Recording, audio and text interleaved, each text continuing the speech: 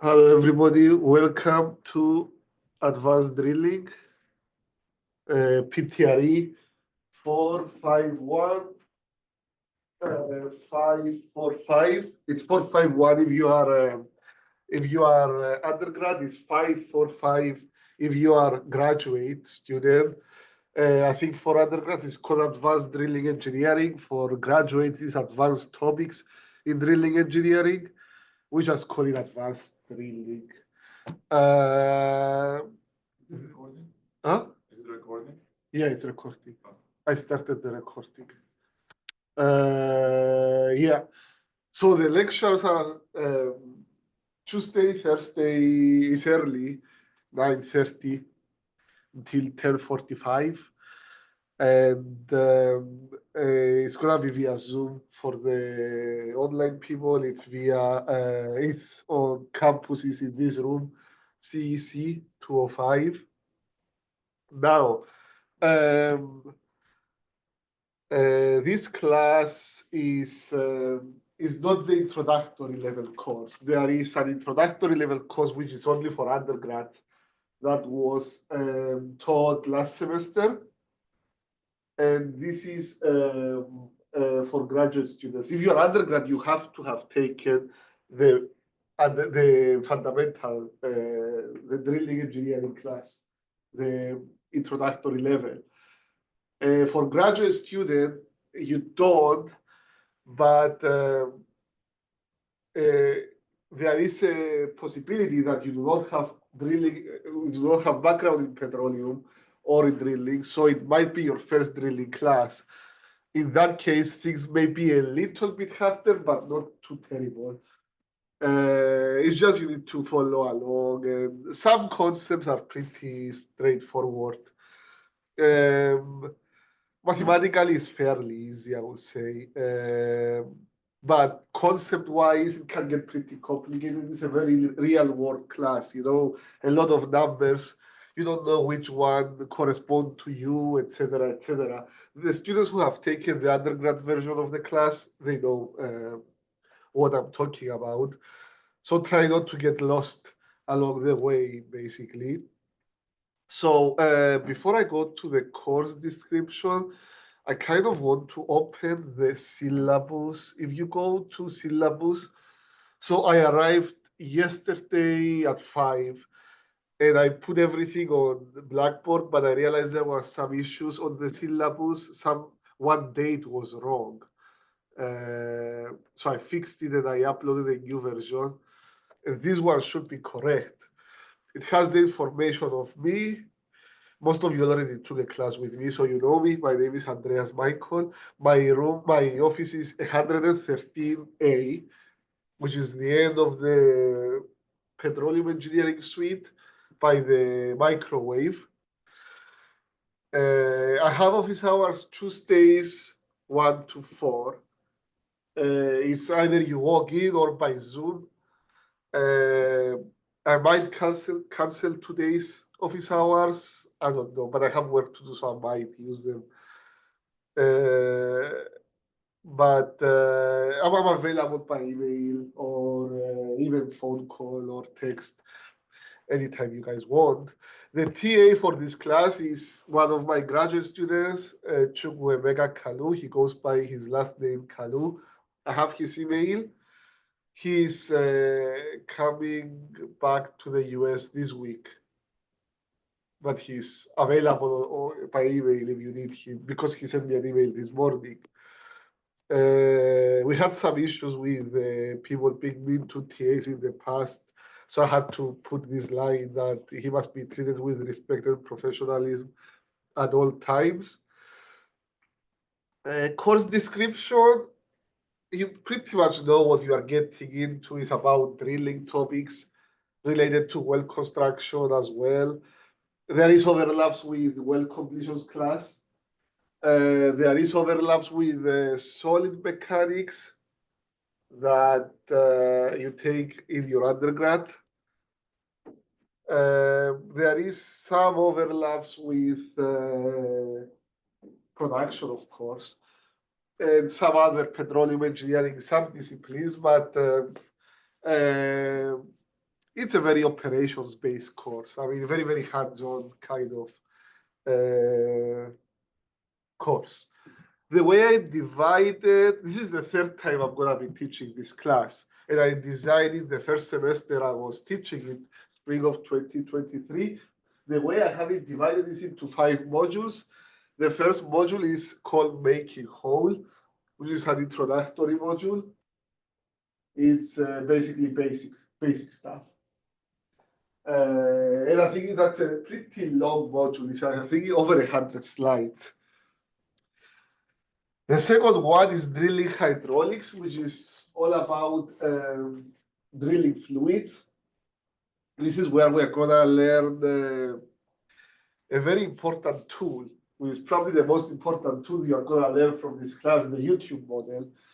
It's a method that I use to derive equations that we can use to solve the problem. It is basically a method that helps you get the equations that you need to solve a problem. The third module, wellbore mechanics and directional drilling. This is a lot related to geomechanics and things that you need in well completions, like fracture gradients, stuff like that. Directional drilling, we are not gonna get tremendously in depth about it, but we are gonna learn the basics about it. The reason being is that if you get into directional drilling, you are gonna have to go through a lot of training with a service company like SLB, etc. And you will need to have everything else to help you get through that training. So we focus on the basics, and we might get a lot of it is computerized these days. It used to be directional drilling used to be the terror of students back in the day, because it can get very, very complicated mathematically.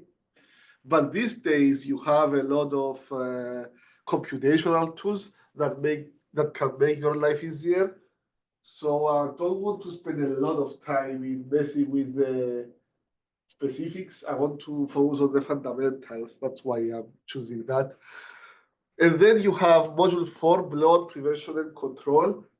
And that is the most important module of this class. And this class could also be called well control, actually. But this is basically, it's gonna be where you will apply what you learned in the previous 3 modules to do basically well control. When you are drilling and you lose control of your well, how you regain it. Now, if you go to the oil field and you go and take a well control class, these are the stuff that you are gonna learn, what you learn in module 4. So if you survive this class and you do well, it should be very easy for you to pass those well control courses. In fact, this class is harder than those well control courses. The thing with those well control courses is that they are condensed into 3 days. They start early. They start high, not too high, but then they go very fast. So you may, it's like, it should be even physically very, very torturing, you know, because you take like 8 hours of lecture every day. They sit you on the computers, they lecture you, then they sit you on the simulators, which is basically a computer. Then you have to do what you learn. It's a new environment. It's very, very mentally exhausting. So everybody who goes through one of those, this is what they say. So if you go through the semester-long class and you learn, it should be very easy for you. In the last module, which we are gonna go through, is a short one. If we have the time, we always have the time to do that, but it's managed pressure drilling. And that is like the most cutting edge, like the most close to R&D we are gonna go through in the whole class. Some of you, well, the ones who have taken the undergrad class have seen an example of managed pressure drilling. It's basically, again, clever use of the fundamentals. That's why I'm focusing on the fundamentals as much as I can. This is a very short, like 2-week module, the last one. It should be easy. Now, the book of the class is this Applied Drilling Engineering textbook. It's available online, but I cannot give you the online version. I cannot post it on Blackboard because it would be illegal. And I cannot copy more than a certain percentage. So I have made some prints, some scans of some important pages, and I will be giving you them along as we go. Not a lot, but I'm really, I cannot give you the online version. It's okay if you don't have it for this class, because bear in mind, there is nothing on well control in this book other than some basic overview, very, very overview. So it's a little bit redundant, but it's very good. It has other stuff that you may find useful, especially the basics. And the other book, certainly not mandatory, is the Petroleum Engineering Handbook of SPE, the second volume, right? Which is about drilling engineering. I think the first volume is Geology and Petrophysics. There are 2 volumes on reservoir engineering, and you guys, it's very useful. It was written in 2007. It's been a while. I mean, the Red Book was written in 86. So, I mean, you guys, it's always useful, but it's not mandatory. There are some information online that you can find about some stuff that we're going to talk about, like the YouTube model generally that I mentioned before is used for well control. I just have this from my old advanced drilling professor. He was the one who he claims he invented the YouTube model. So he's using it. He taught us to use it for every different scenario. And it makes your life a lot easier. Actually, it's very good because it's the most important thing you are going to learn in this class. In module 2, we are going to look at something called the hydraulic loop. And this is, I only saw it in one book from 1978. And there is definitely no information online about the hydraulic loop.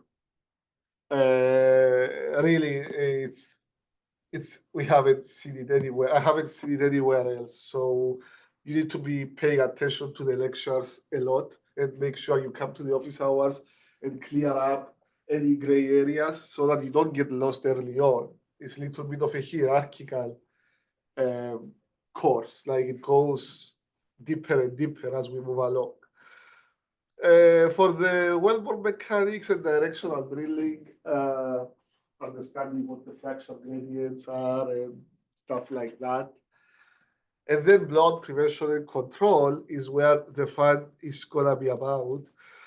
There is a project in this class, is divided into 2 parts, and we use the Drilling Simulator 3 iPhone app. The way I did it in the last years was that I divided the class into pairs. So basically, the pairs would be, it has to be, I let you go with whatever pair you want. And in some cases, I let some people work on their own. But basically, your pair needs to be the same class as you. So if you are in 545, it needs to be from 545. Or 451, if you're undergrad, you need to be with somebody from a 451. The reason being is that it's going to be a different project for each class. And this is something that I have to pass through the people higher up. because we need to tell them how the class is different for undergrads with graduates, and they need to approve it. And this is how I make this class different than the other class. The iPhone app is $15. It is something that you guys need to purchase, but you don't have to purchase all of it. So you can do it any way you want. You can have, if you're a pair, you only need one app between you. So you can either split the baby or you can have one of them paid. I don't know. I have this on my phone and it's very useful because this app is $15. It's written by a former drilling engineer from Petrobras, retired guy, who's his name is Carlos Mura, and he's very, very good, very, very smart. He has been doing it since 2016. 2016, I took a class in Texas and we used this. So I don't know how long it's been a while, but it's very useful because it costs $15 and it can do 90% of what the simulator downstairs can do, if not more, which costs, I don't know, $100,000. It's very useful. I have a lot of videos. We are going to go through a lot of videos on how to use it, etc., etc. There's a lot of, you can even write a paper using this simulator. And it's pretty, I wouldn't say realistic, but it does what it needs to do. Serves for learning the basics. There will be one exam, one project, homeworks, and a final, each 25%. So the midterm is set for the first Thursday after spring break, March 20th. I had a mistake in the original syllabus I had uploaded. I think I had it as March 23rd, which is a Sunday. I changed it last night to March 20th, which I believe is a Thursday. This day is not guaranteed until I sign it up with the ladies downstairs. I will let you know when it's guaranteed. But this is my goal, to have the exam on March 20th. That is the Thursday after spring break. The class project, the way I had it before, it was divided into two parts, part A and part B. It can change 25%, so 12 and a half each. Homeworks, last year I gave 5. My goal for this year is to give 6. Some homeworks are easy, some others are more involved.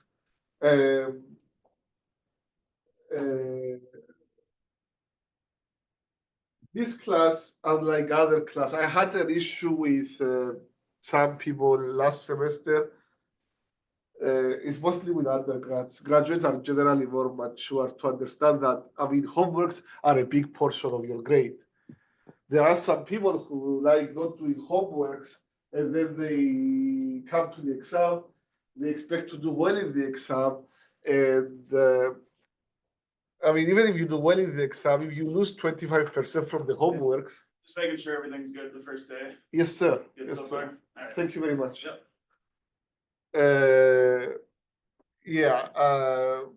Don't ignore 25%. Think of it as easy 25% to get. Okay. And the homeworks are a little bit different than the exam, because the exam, I'm testing what you know. The homework is more like facilitating the learning, it's longer, it's more time consuming in a sense, but it's easier to make a good grade in the homework compared to the exam, where it's like 1.5 hours, and you may have a bad day. Okay, if you have a bad day in the exam, make sure the homeworks are excellent so it can balance out, Then you can do well in the project, and then you go to the final, and you still have a good shot to get a good grade. Question Yeah, on the assignment. yeah. the homework I saw in class quizzes. Yeah, it's unlikely. If the reason for that is that to give me the chance, if the attendance of the class drops and I give quizzes, the quizzes are gonna count as homeworks. So it's basically to be able to give a quiz if the attendance starts dropping, and it's gonna count as homework basically. I haven't given any quiz yet, to be honest. Let's see. I have a rule since I don't know, last year. It's that for the homeworks, if the homework deadline is up and the solution key hasn't been posted yet by the TA or me in Blackboard, you can still submit your homework, but the grade will be discounted by 50%, which means that if you get 80, it's gonna register it as 40. Okay? Once we upload the solution key, it's all over. You don't need to submit anything because it's pointless. You're gonna get a zero. I mean, the solution key is out. I had somebody last year trying to submitting a homework long after yeah.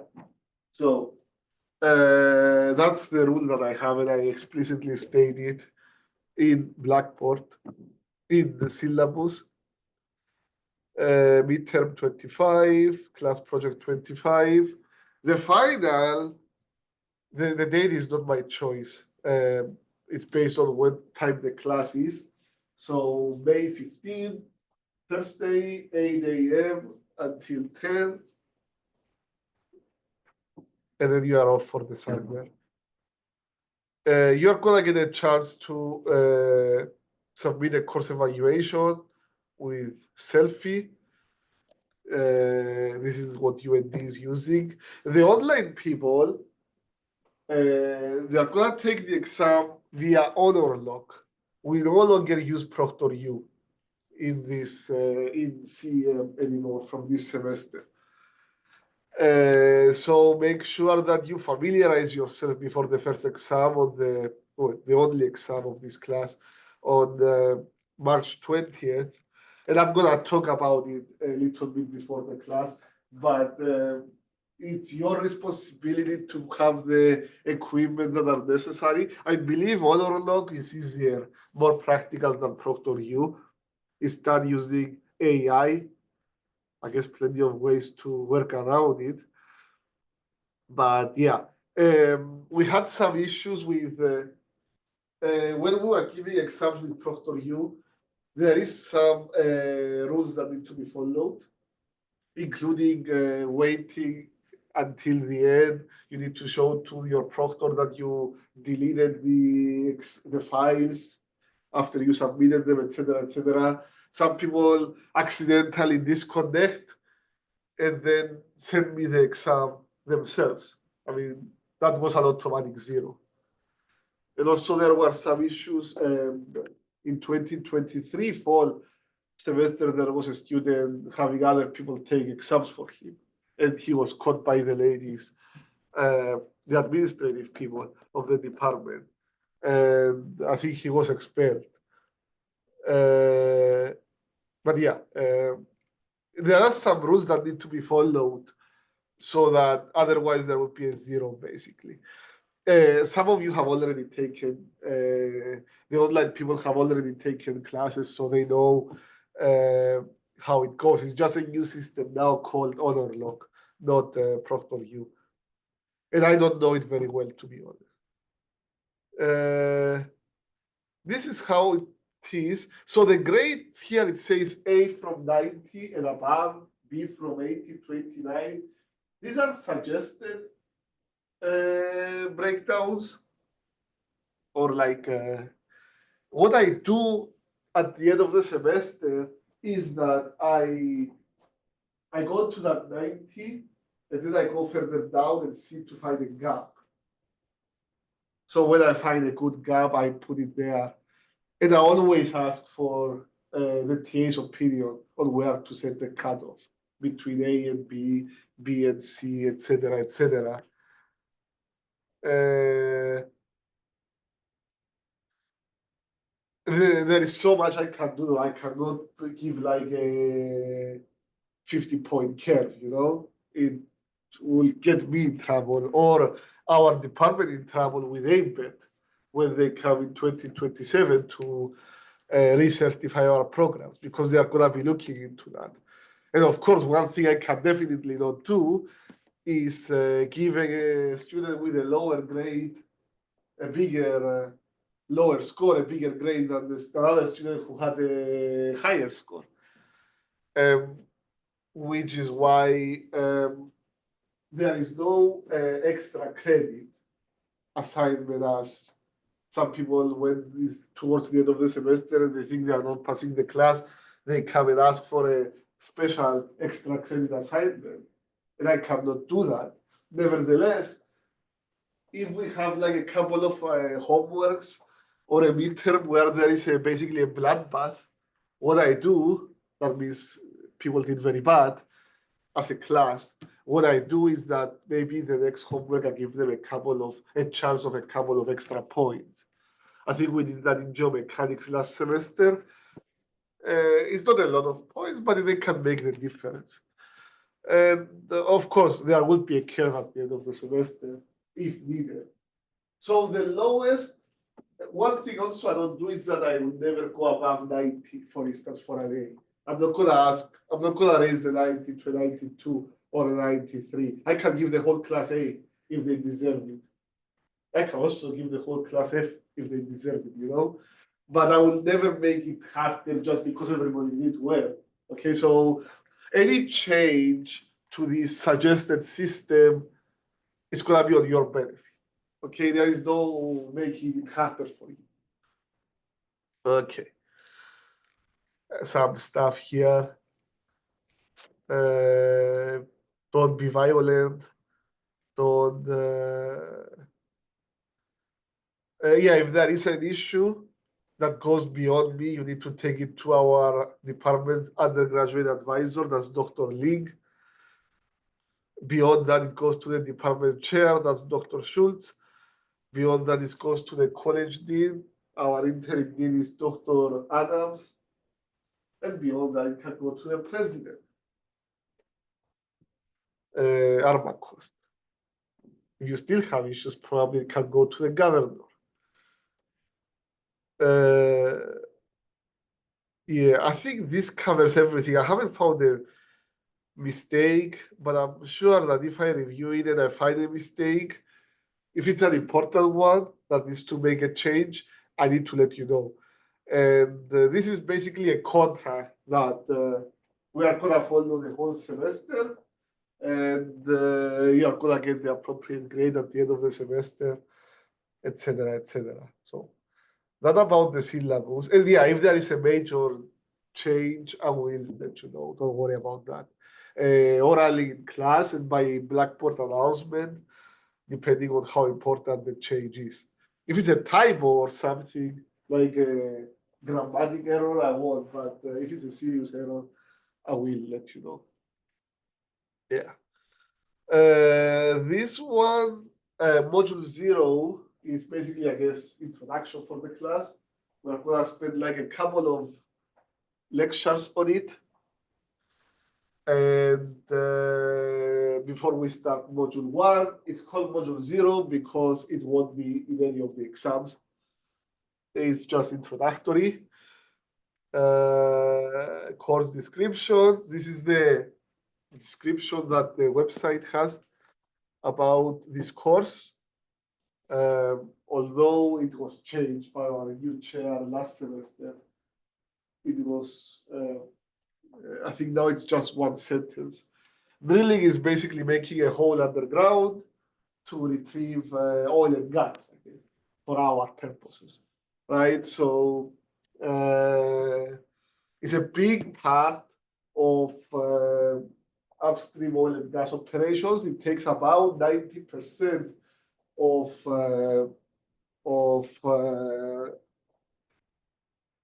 or something like that, 90% of the operations. It's a big part of your operations, and it's a major petroleum engineering sub-discipline. You cannot be a petroleum engineer if you don't know drilling. So the prerequisites are for the undergrads, you need to have taken drilling engineering and got a grade C or higher. For graduates, they say background knowledge on petrophysics, but that's the deal with the graduates. They may be coming from any different backgrounds. So it's like, basically can be basically good knowledge on geology,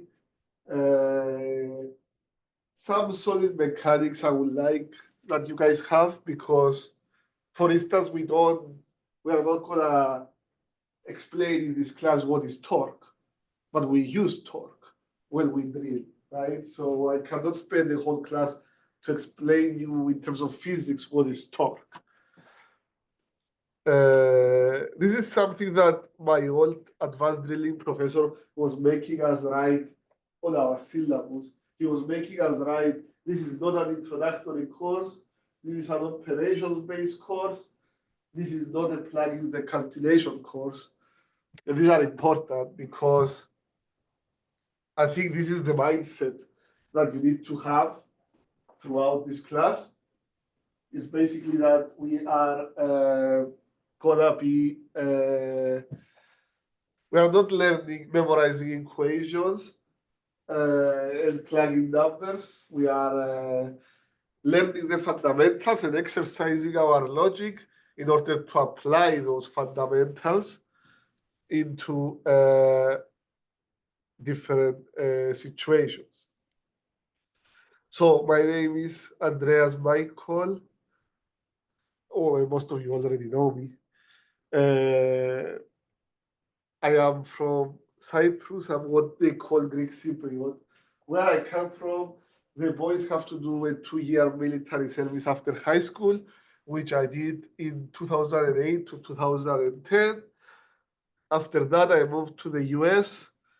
I got my bachelor's in 2013 from the University of Texas. I actually graduated 1 semester early. And then my master's, where I graduated 1 semester late. In 2018, I transferred to LSU. I was doing a PhD in Texas, but then I had to transfer to LSU. I finished the PhD during the pandemic at LSU, Louisiana State University. My moment in the sun was 2019, when I was the team captain of the Pedro Ball team that won Pedro Ball for LSU. And the next morning, I got second place in the SP paper contest, the international paper contest, PhD division. For my PhD, the dissertation I wrote had a content of 6 papers. The average is 3. And because of that, they gave me the Distinguished Dissertation of the Year award in STEM from LSU, which they give 1 every year for all the semesters of the year. People who graduate, they basically you have to be in the top 3 of engineering to move into the big contest. And then they give 1 award for STEM and 1 for humanities. And I got the 1 for STEM. I have authored 14 peer-reviewed journal articles. It's actually 15. I got 1 accepted a couple of days ago. 33 conference papers and 18 magazine articles. Almost all the magazine articles were with the Way Ahead, SP's magazine for young professionals under the age of 36. I used to be the editor-in-chief of that magazine for the year 2020 and 2021. It was a very good year for that magazine because it was a little bit after the pandemic, and we made 37% increase in page views and 32% increase in new users, I think. It was crazy. That year was a spike. And then I think I have one article with JPT. The way my classes in UND's Petroleum Engineering, Department of Energy and Petroleum Engineering, I teach 4 classes every year and some labs. But the classes are basically on the spring semester, I teach drilling, undergrad drilling, and then geomechanics, which is both undergrad and graduate. And then in the spring, I teach advanced drilling and well completions or advanced stimulation techniques, which again is undergrad and graduate. The way it goes for undergrads is that they have to take 411, then they have to take this class, then they have to take in their junior year, then they have to go to, then when they go to their senior year, they take geomechanics and then well completions in their last semester.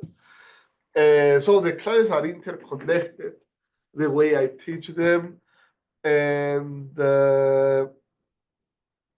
what I was gonna say, the fall classes, fall semesters are shorter, so they have only 4 modules.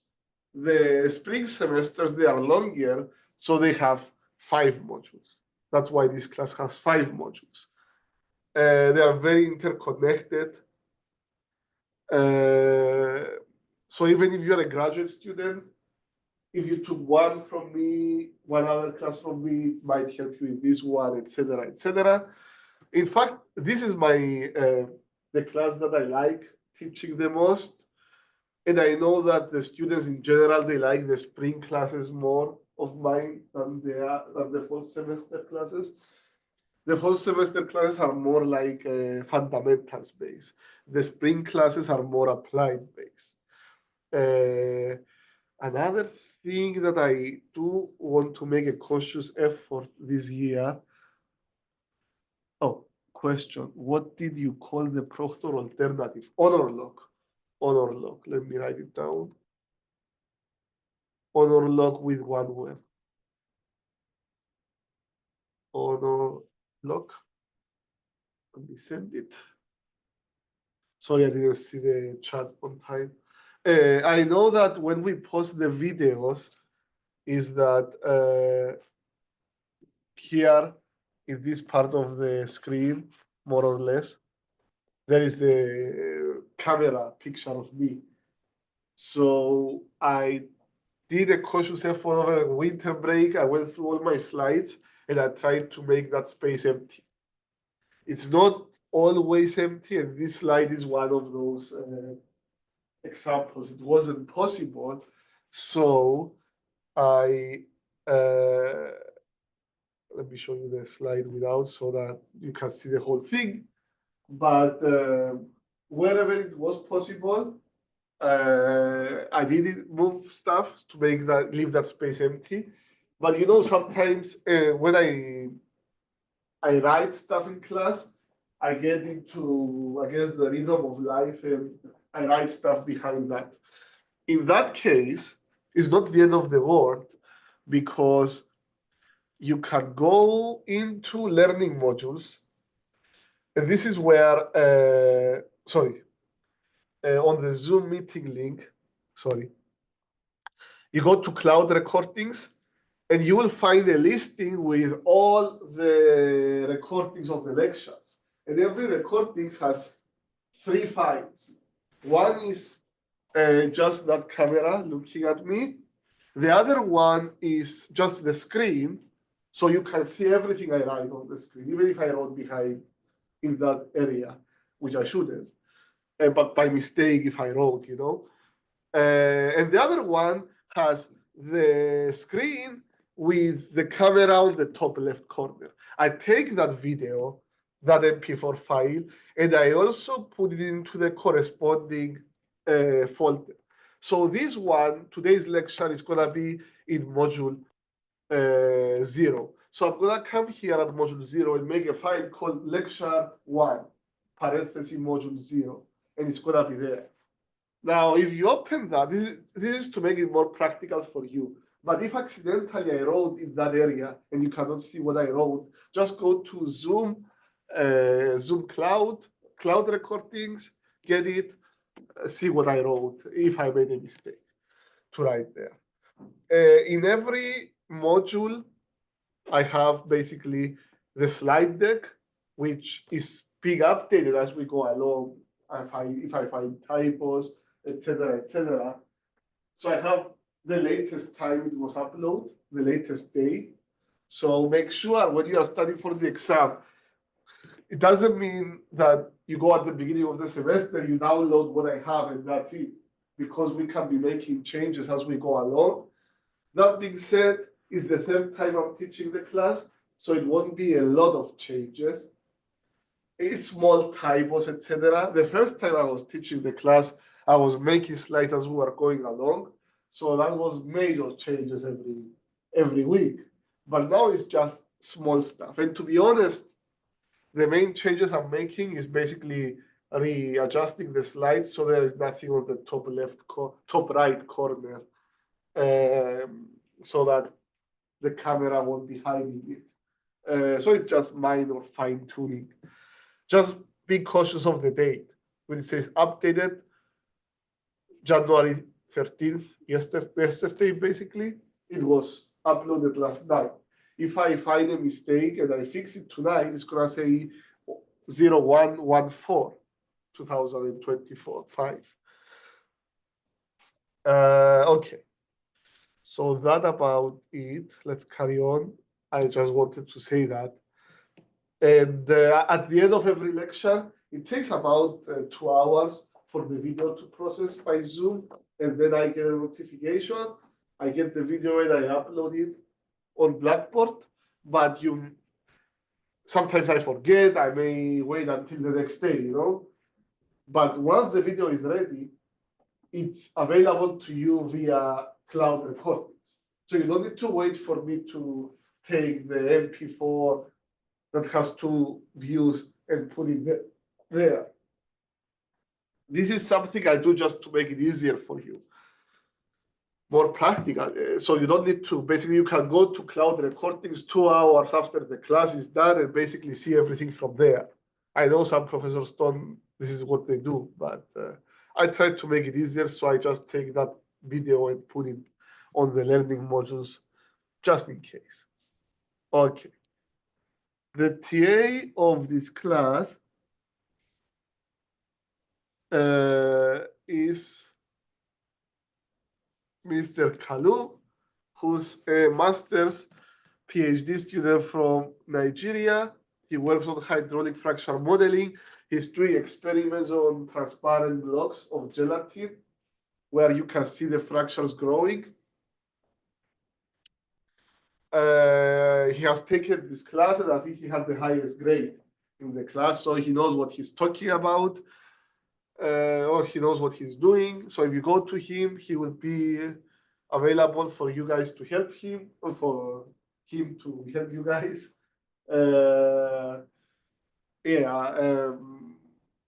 His email is on the syllabus. His contact information too. His office is downstairs with you. What's the number? I can't remember. It's the last of it. Yeah, I know. You know your office number. Yeah, I mean, but you both know where the office is, so you know his office. You are the on-campus student, so you know. it's not a problem. Yeah, you can find him. Class format and important dates. Homeworks 25%. I have this rule that we said earlier, 50% if the deadline has passed, but the solution key has not been posted. Once the solution key is posted, 0. 1 midterm, March 20th. Class project, or it's basically projects, but like different parts of the same project, Final exam on May 15. We talked about the modules already. Now I have been teaching for quite a bit, so it's not my first time, and I have identified some like common issues when students get a low grade, some common causes. So I try to summarize them in this light so that you guys know and don't do them. First mistake, especially in an advanced class like this, is inadequate background. You may have the prerequisites, but you may have taken the, how do you say, in a bad way, bad quality of those prerequisites. Maybe you had a very bad instructor in the past who passed everybody and did a bad job himself or herself teaching. So you may basically, you have what it takes to be in the class, but you don't know it well. That is a cause of problems. Or weak background, so you didn't learn properly. I mean, we are all international people. There is people in the class from different places. We didn't take the same, we don't have the same backgrounds. I tried my best to adjust, but accordingly, but it's basically your responsibility to make sure you have the prerequisite skills and qualifications. Qualifications is easy to, there is somebody from an officer from CEM who basically checks your transcript. Are you eligible to be in the class? Yes, good, be in the class, you know. It's a yes or no kind of thing. But whether you learn the things that you need to know, I mean, it's a different sort of, it's a different gospel, you know, a different story. Inconsistency, this is actually, it's a tough one, especially for undergrad. It's the hardest thing to see is somebody doing bad in the class getting a bad grade, not because they had a hard midterm, they didn't do very well on that hard midterm, but it's not what killed them.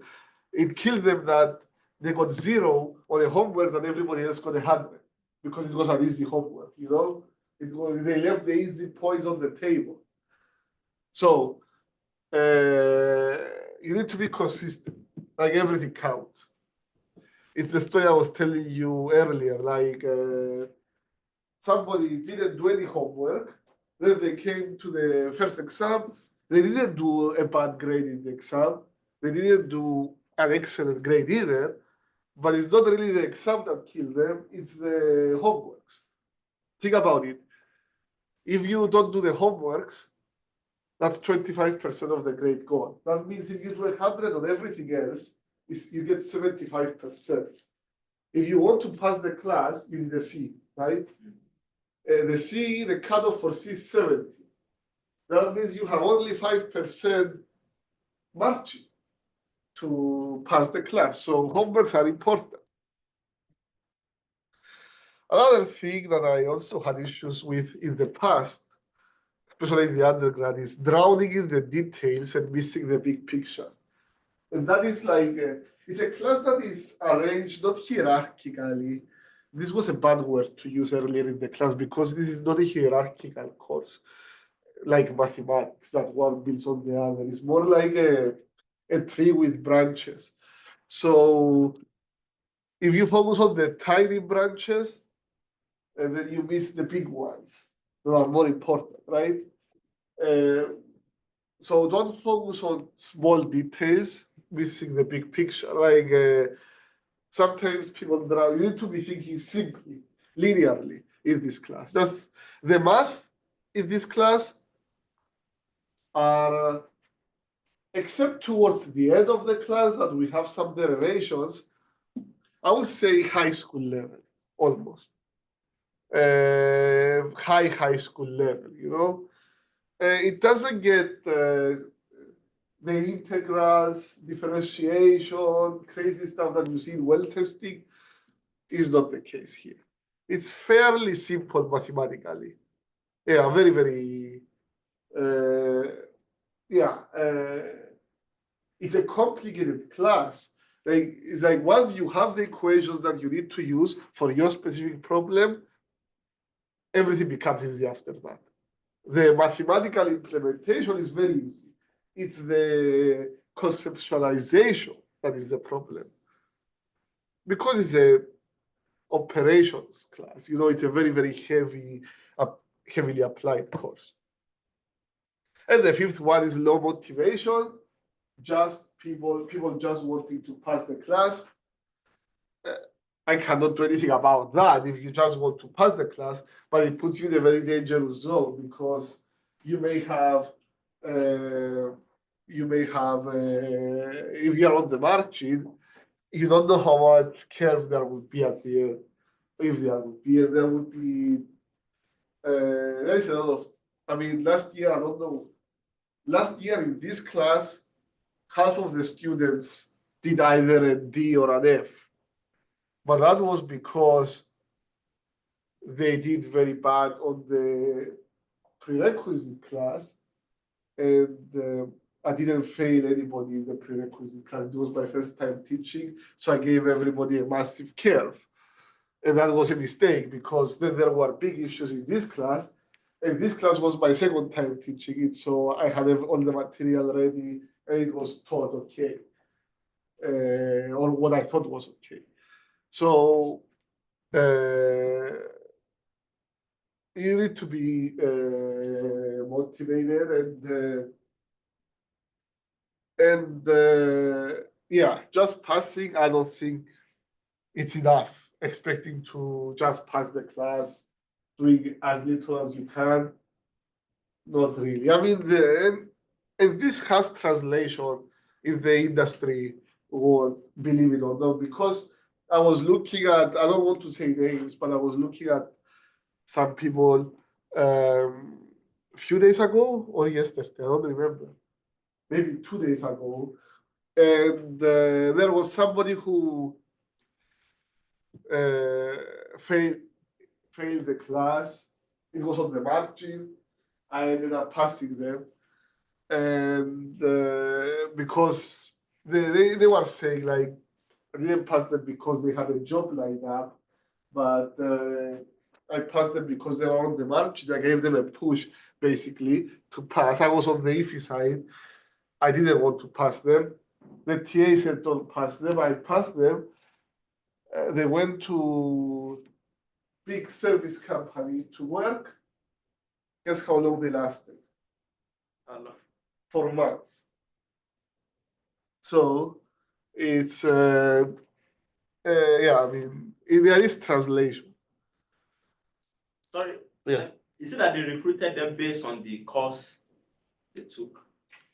Not necessarily, but they look at this stuff. They look at GPA, they look at the classes that you took. Well, when they hire you, we are talking about the service company in this case, you are going to go through a great deal of training. So if you say you took drilling and you're struggling into well control, that means the drilling class that you took either was bad class or you didn't do a good job. So if your transcript says that you took it and you pass it, but you didn't learn anything, it doesn't make a difference, right? You are taking the same exam, the same grade that what your pet will take if they took the class, right? 0. So take it seriously. Okay, before we go into that, any questions about the exam, the logistics stuff? All good? Yeah. All good? Okay. People online, all good?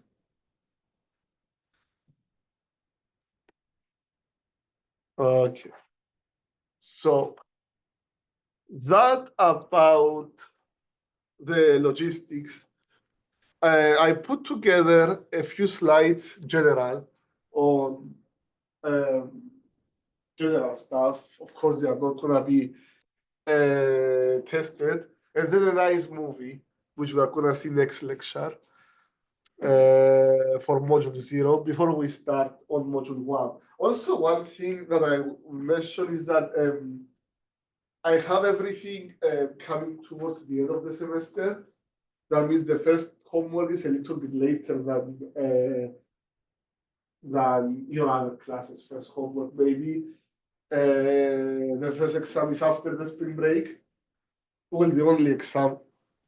The project, there would be a time that you will have like, excuse me, a project due and a homework due.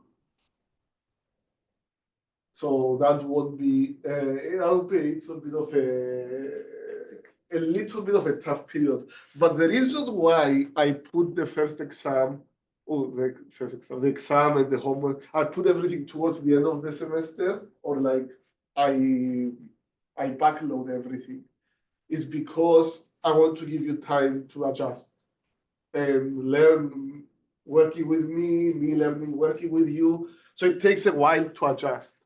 And I don't want to give a portion of the grade early on in the class because that's where something may happen and give you the time to adjust. So use it wisely. So if we go through lectures and there is nothing due, doesn't mean ignore the lectures or don't watch the videos or don't try to learn, because it would be needed later on. So it's intentional that I put everything towards the end of the semester. And I'm also advised by what's his name? The associate dean to, because the roster of the class will be changing. There will be people signing up, people dropping out. As we go along, I want to give it some time for it to happen. Okay, so petroleum engineering academia in its post-centennial years.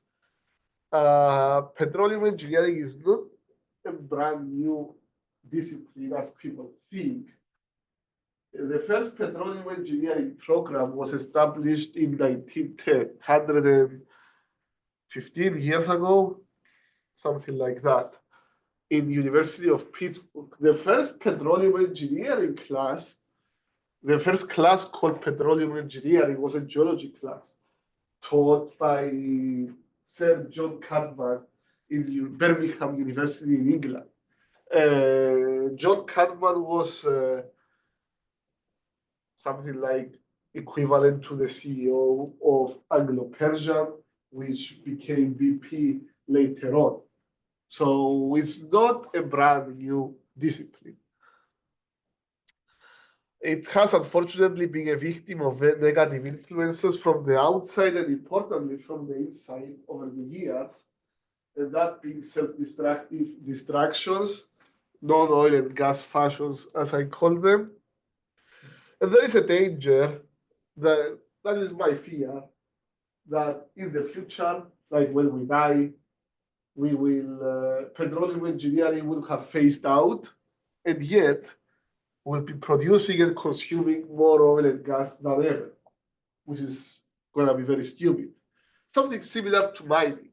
Mining engineering has sort of faded away, but it doesn't mean that we are not mining. We are mining more than ever, actually. Now, as you know, it's been every time the price of oil drops, there is a lot of talk about the future of petroleum engineering, whether it's needed, not needed, etc., etc. And this plot basically shows a correlation between the number of articles issued about this topic with the price of oil with the black. Very strong correlation, although I don't fully agree on the number of articles because, as you know, I was editor-in-chief of the Way Ahead. I remember that year I saw at least like 3 articles, if not more, just in the Way Ahead of that topic. So I don't agree with the numbers, but I certainly agree with the trend. This was actually a peer-reviewed paper by Babadakli in 2023. It was published in the Chemical Engineering Education Journal, Education in Chemical Engineering Journal. It was presented in an SPE conference, and then it was peer-reviewed and published I'm surprised to see a peer-reviewed paper on this topic, actually. Yeah. What contribute to 2016? There is a drop of oil. I think that is about the $30 per barrel. Well, in 2015 January, it was $15 a barrel. Yeah. 2016, there was a lot of people graduating because in 2014, there was a lot of people. I remember I was a graduate student in Texas, master student in 2014. In the fall of 2014, August, I was taking advanced petrophysics, which is like a qualifying exam class that's like everybody has to take it, right? It was taught in the classroom. If you go late to the classroom, that means you'll be sitting on the floor. It was like packed. It was packed. Yeah, it was crazy, that class. And it was a new professor teaching it. And For graduate students. it was for graduate students, but all of them had to take it. It was, yeah, it was right about the time when the price dropped, because the price dropped October. Yeah, that's when the price dropped. But 2014, also that year, undergrads in Texas, everybody wanted to do petroleum engineering. So the dean of engineering put a rule, okay, we are gonna cap the admissions because we cannot let it become huge, because after that you are gonna have a drop. And he was smart to do so. He became the president of the university a little bit after. Because when he capped it, for every one person admitted in the program, 15 got rejected. So it was a very, very high turnover ratio, It was like that class of 2018, I guess, those who graduated in 2018, I guess they were very smart. I got my master's in 2016, and I remember in the graduation, they were saying that petroleum engineering undergrads of that year were the third largest engineering class in Texas, which was pretty big. I have a lot of interaction with those undergrads because I was their TA. I was TA undergrad petrophysics at the time in geomechanics. So I remember it was a very big class of undergrads. I was teaching like 3 lab sessions of undergrad petrophysics. It was a lot, and the class was in a big amphitheater. Yeah. Do you think we can still have those large classes again? Light. Large classes again? Those large classes again? Large? About that, Oh, that numbers? huge enrollment again. Yeah, but I mean, it doesn't mean anything. It doesn't mean it's bad for you or good for you if it's big class. No, I'm or just small asking class. based on the trend, the negative news about petroleum engineering. Well, if the you price think we goes see- up, if the price goes up, yeah, people will start. No, I don't know. If Trump, don't let me. If we produce more, the price will never go back to those pre. yeah. If you produce Yeah, more, but I think I the saw your price- comment one day that yeah, once if we the price produce goes more, down, yeah, I mean, Yeah. there is certainly a positive correlation there, So- or a negative. It's all about demand and supply. once you produce more, the price will never. Yeah. Anyway, so I did write a lot of articles on this topic, and I guess we have 10 more minutes. I have done this presentation before, and all of you have seen it. So it's not new anymore. But I had an article written in 2023 called Excellence in Petroleum Engineering, and it tried to summarize everything in 10 truisms, basically cold hard realities of the modern day world. Truism 1 through 4 involve global themes that are external influences on petroleum engineering. 5 and 6 are non-oil and gas matters that impact petroleum engineering internally. Basically, things that are not related to oil and gas that petroleum engineers get attracted to and could be bad for the future. 7 and 9 involve petroleum engineering education and future. 10 is wrapping up. So we have a few minutes. And next lecture is going to be mostly a movie that I want you guys to see.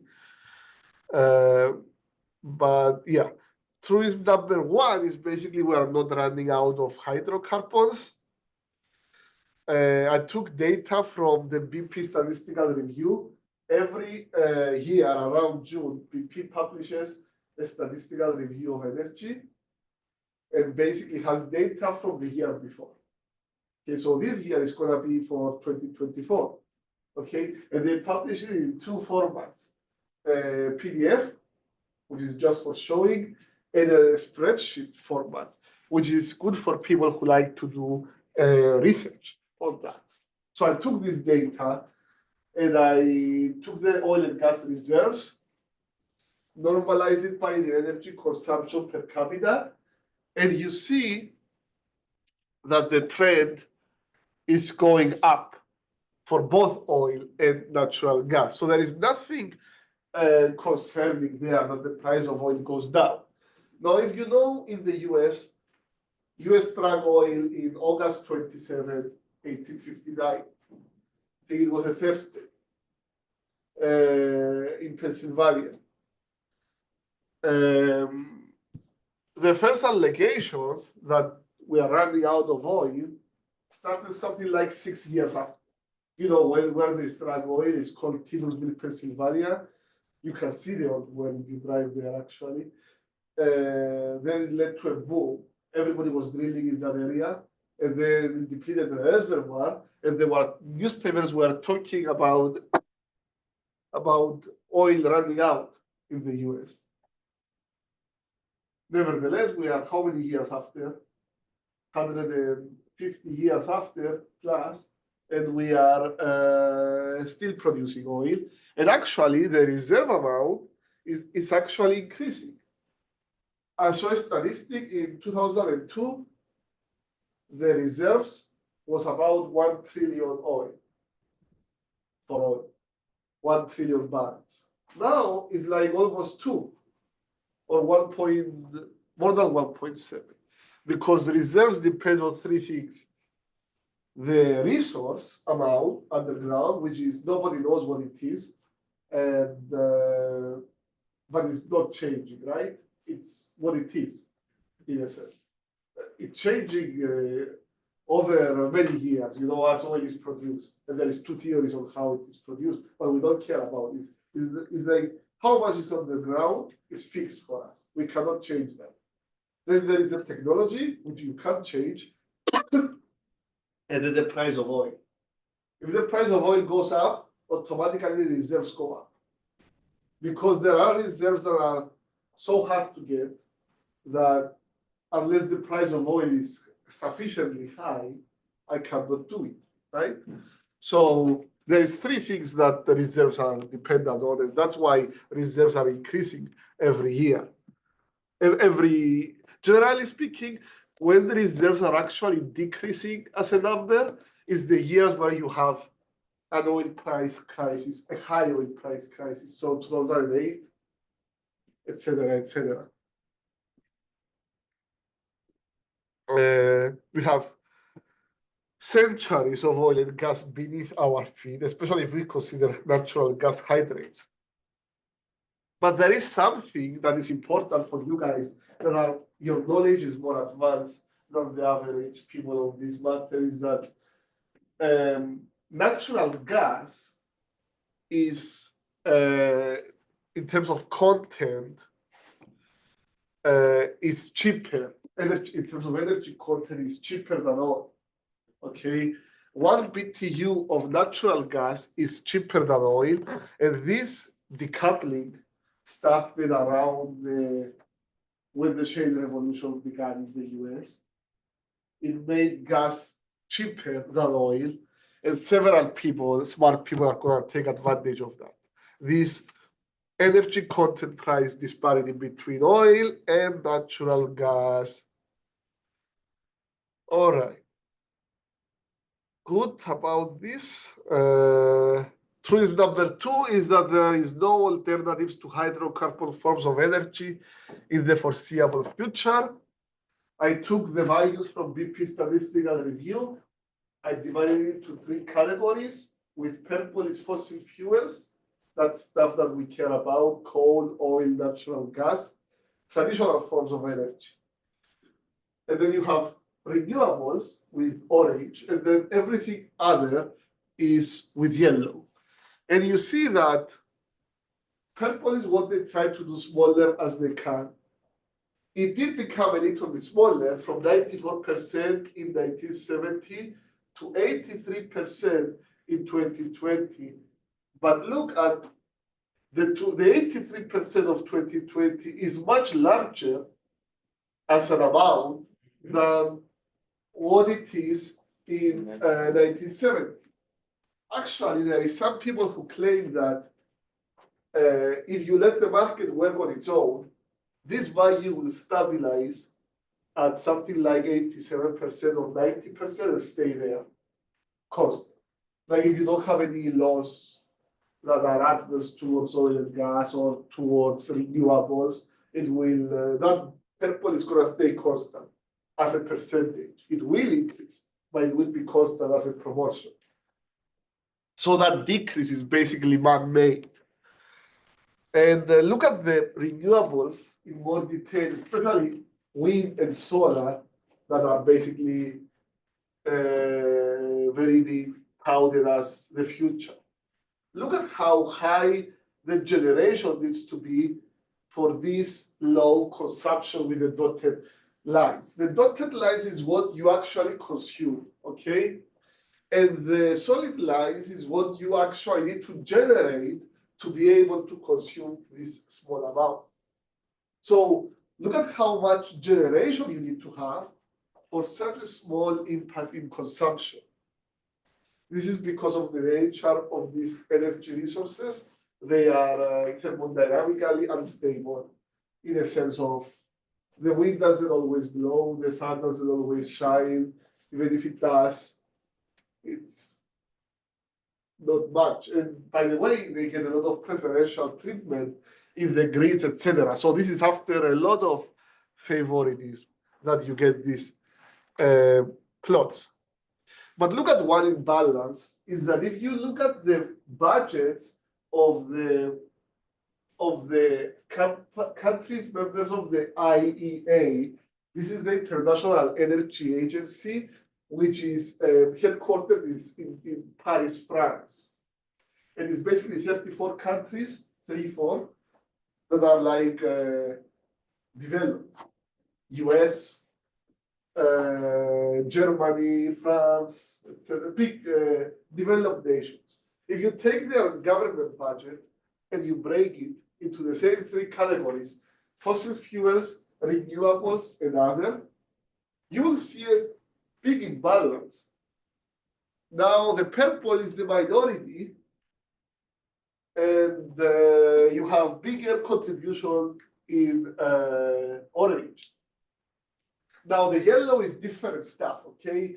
In the left side, the yellow is like nuclear, hydraulic, this kind of stuff.